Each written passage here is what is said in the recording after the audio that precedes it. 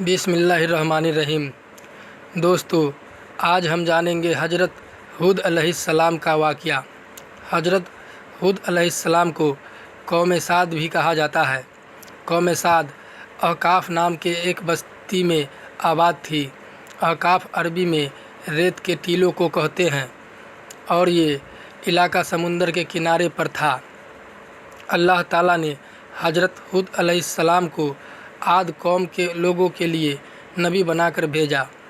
وہ قوم لمبے قد، چوڑے جسم اور طاقتوں والی تھی۔ سب سے لمبا اس میں 100 گز کا اور گھٹنا 60 گز کا تھا۔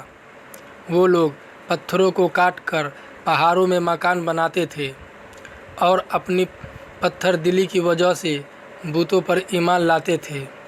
ان میں صرف ایک گروہ تھا جو حضرت ہود علیہ السلام پر ایمان لایا تھا، لیکن وہ گروہ بھی مخالفوں کے ڈر سے اپنا ایمان چھپاتا تھا۔ جب ہود علیہ السلام کی نصیحتیں حد سے زیادہ ہوئی، تب سب مخالفین تکلیف پہنچانے کے لیے تیار ہو گئے۔ مسلمانوں نے حضرت ہود علیہ السلام کو اس بات کی اطلاع کی۔ حضرت ہود نے اللہ سے ان کے لیے بد دعا کی۔ بارش رک گئی۔ نتیجہ یہ ہوا کہ باغ و کھیتیاں سوکھنے لگی۔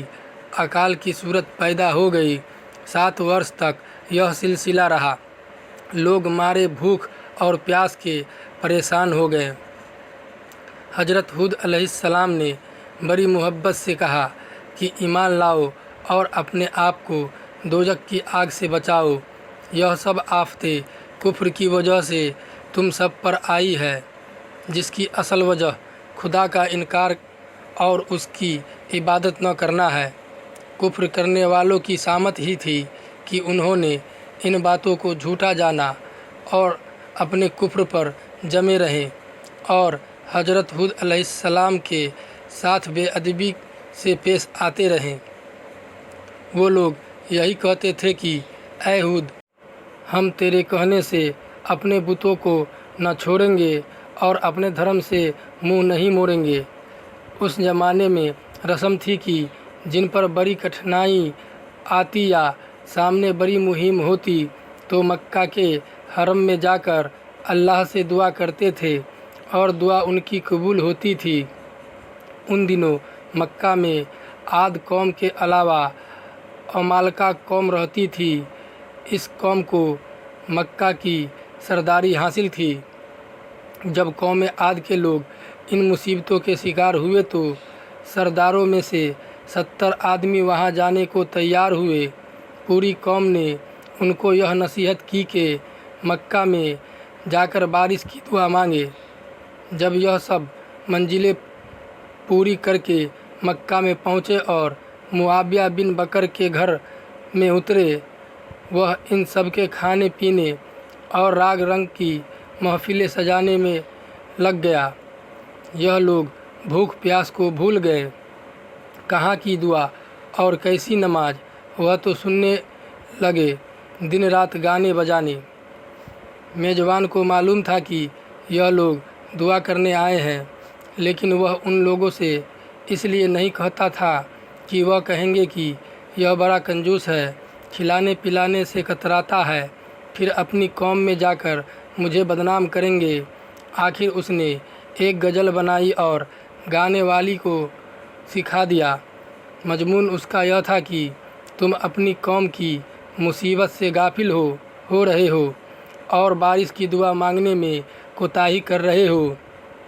اب ان گانے والیوں نے یہ غزل ان کو سنائی، ان کو اپنی قوم کی مصیبت یاد دلائی۔ پھر وہ لوگ ایک دوسرے کو ملامت کرنے لگے اور اپنی غفلت پر لعنت بھیجنے لگے۔ جب ہوش آیا تو پھر رات دن دعا مانگنا شروع کر دیا اور اپنی قربانیوں کو ذبح کرنے کا طریقہ استعمال کیا۔ مرشد بن میدان ان میں ایک شخص تھا جو چھپا ہوا مسلمان تھا۔ وہ حضرت ہود علیہ السلام پر پورا ایمان رکھتا تھا۔ وہ ان لوگوں سے بولا، جب تک حضرت ہود علیہ السلام پر ایمان نہیں لاؤ گے تو اپنا मकसद कभी पूरा नहीं होगा। वो लोग समझ गए कि ये आदमी मुसलमान है। ऐसा ख्याल करते ही उन लोगों ने उस शख्स को अलग कर दिया और अल्लाह के दरबार में दुहाई की। इस मुद्दत में 3 टुकड़े बादल के सफ़ेद, काले और लाल पैदा हुए और इस बादल में से यह आवाज़ आई कि इनमें से एक टुकड़ा अपना लो और इसके बाद अल्लाह के हुक्म का इंतज़ार करो। लोगों ने सफ़ेद व लाल बादल से मुंह मोड़ लिया और काले बादल पर निगाह जमाई कि यह बारिश करेगा। आवाज़ आई कि तुमने काली राख वाला बादल अपनाया है, यह तुम्हारी कौम को नहीं छोड़ेगा और पूरी कौम को राख कर देगा। न बाप बचेगा, न बेटा, न जानवर बचेंगे, न चिड़ियाँ। अल्लाह ताला ने इस काले बादल को आद पर रवाना किया और हूद अलैहिस्सलाम के मुखालिफों को इस आसमानी बला का निशाना बनाया। जब कौम वालों ने देखा कि काली बादल आई तो उन्होंने खुश होकर धूम मचाई कि इससे हमारी उम्मीदें हरी होगी और हमारी तमन्नाएं पूरी होगी। लेकिन यह ख्याल उनका सही नहीं था। इस बादल में अल्लाह का अजाब छिपा हुआ था। यह दुश्मन हजरत हूद अलैहिस्सलाम का मजाक उड़ाया करते थे कि अगर तू सच्चा है तो हमें अल्लाह का अजाब दिखा। चुनांचे अल्लाह का यह अजाब आ ही गया। काले बादल की शक्ल में यह ज़बरदस्त आंधी थी जो उन्हें तबाह करने के लिए आई थी। जब हजरत हूद अलैहिस्सलाम ने देखा कि अल्लाह अब इस कौम को तबाह ही कर देगा और अजाब आ चुका है तो अल्लाह के हुक्म के मुताबिक 4000 ईमान वालों को साथ लिया और बस्ती से बाहर निकल आए और थोड़ी दूर पर एक बड़ा सा गोले आकार में लकीर खींची और ईमान वालों से बोले कि यह रेखा जो मैंने अपनी उंगली से गोल गोल बनाई है और अल्लाह के हुक्म से तुमको उसमें बिठाया है, तो जो इसमें रहेगा इस आंधी से बचा रहेगा।